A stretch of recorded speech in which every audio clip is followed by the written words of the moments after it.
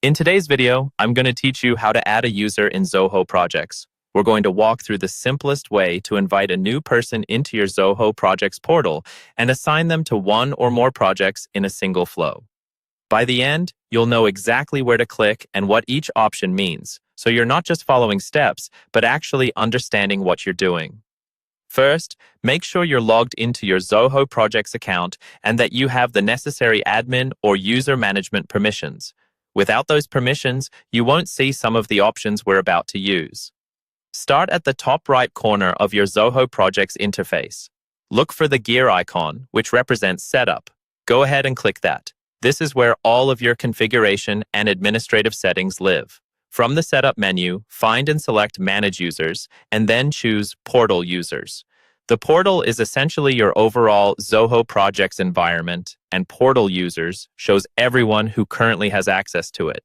This is the central place where you control who can log in and what they're allowed to do. In the top right corner of the Portal Users page, you'll see a button labeled Invite User. Click on that to start adding someone new. This opens a form where you'll provide the basic information needed to set up their access. The first thing you'll enter is the user's email address. This should be the address where they can receive the invitation link, since Zoho will send them an email to join your portal. Double check for typos here. If the email is wrong, they won't receive the invite. Next, you'll choose a role and a profile for this user. A role typically describes their position or responsibility level, such as manager or employee, and it often affects what they can see and do in projects. The profile usually controls their permissions more precisely, like whether they can create projects, edit tasks, or view reports.